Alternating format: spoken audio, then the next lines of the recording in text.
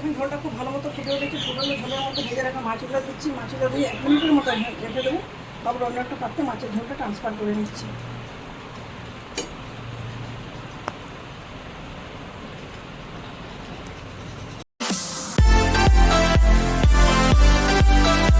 নমস্কার বন্ধুরা, আমার চ্যানেল উদয়পুরীতে আপনাদের সবাইকে স্বাগত জানাই। আমি একটা সাবেকি পদ্ধতির মাছ রান্নার রেসিপি আপনাদের সাথে শেয়ার করছি। এটা আমার ঠাকুমার হাতে রান্নার রেসিপি।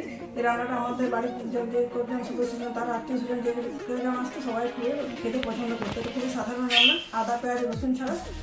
সামান্য একটু ধনে গুঁড়ো, রান্নার যে লবণ হলুদ লাগে সেটা তো লাগছে, তার সাথে কাঁচা লঙ্কা আর ধনে গুঁড়ো দিয়ে রান্নাটা হয়। রান্নাটা খেতে যেমন অপূর্ব স্বাদের, দেখতেও যেরকম অপূর্ব হয়। তো বন্ধুরা, এখানে মাছ রান্না করার জন্য আমি এখানে 4-5 পিস মাছ নিয়ে নিয়েছি কাঁচকলা আর আলু। এগুলো লবণ হলুদ মাছে আগে থেকে রেখে দিয়েছিলাম।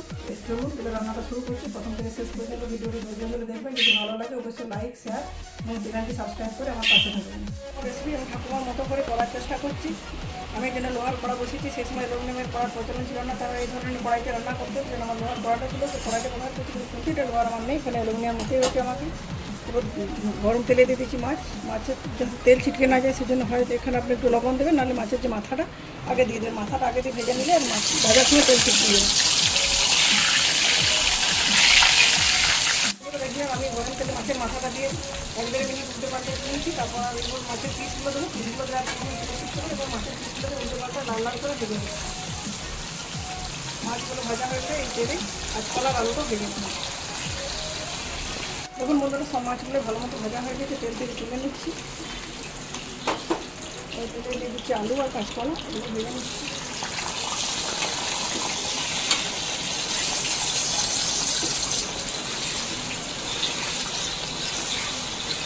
দেখুন আলু কাঁচকলা লাল লাল করে ভেজে নিচ্ছি। এর মধ্যে দিয়ে দিচ্ছি টমেটো।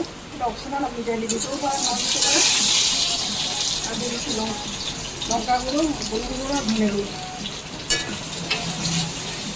যাতে মশলাটা পড়ে না যায়, দিয়ে দিচ্ছি একটু জল।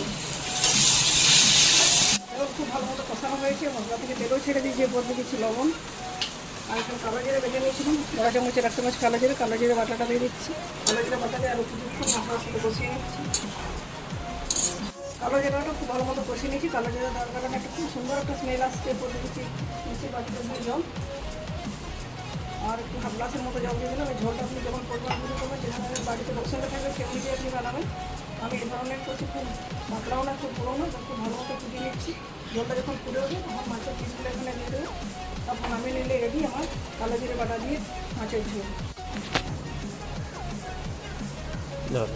দেখুন ঝোলটা খুব ভালো মতো ফুটে উঠেছে। ফুটানো ঝোলের মতো ভেজে রাখা মাছগুলো দিচ্ছি। মাছগুলো দিয়ে 1 মিনিটের মতো রেখে দেবো। তারপর অন্য একটা পাত্রে মাছের ঝোলটা ট্রান্সফার করে নিচ্ছি।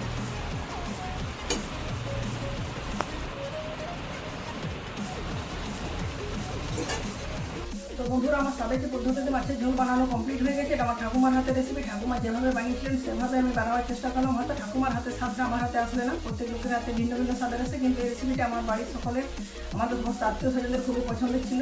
আপনারা অনেক সময় আদা পেঁয়াজ রসুন দিয়ে মাছ রান্না করেছেন। একবার এরকম কালো জিরে বাটা দিয়ে আদা পেঁয়াজ রসুন ছাড়া মাছের রান্না করে দেখবেন, খেয়ে এবং খাইয়ে প্রচুর আনন্দ পাবেন। দেখতে যেমন সুন্দর সেরকম খেতেও অপূর্ব স্বাদের হবে।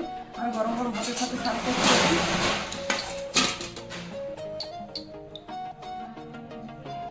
তো বন্ধুরা, আমি গরম গরম ভাতের সাথে মাছের রান্নাটা সার্ভ করে নিয়েছি।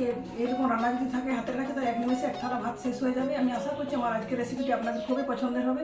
পছন্দ হলে লাইক শেয়ার এবং চ্যানেলটি সাবস্ক্রাইব করবেন। আপনাদের মূল্যবান মতামত কমেন্টের মাধ্যমে জানাবেন। আপনাদের কাছে এই ধরনের যদি কোনো সাবেকি রেসিপি থাকে অবশ্যই আমাকে সেগুলো জানাবেন। তো বন্ধুরা, আজকের মতো এই পর্যন্ত। পরের দিন দেখা হবে নতুন কোনো রেসিপির সাথে। ধন্যবাদ।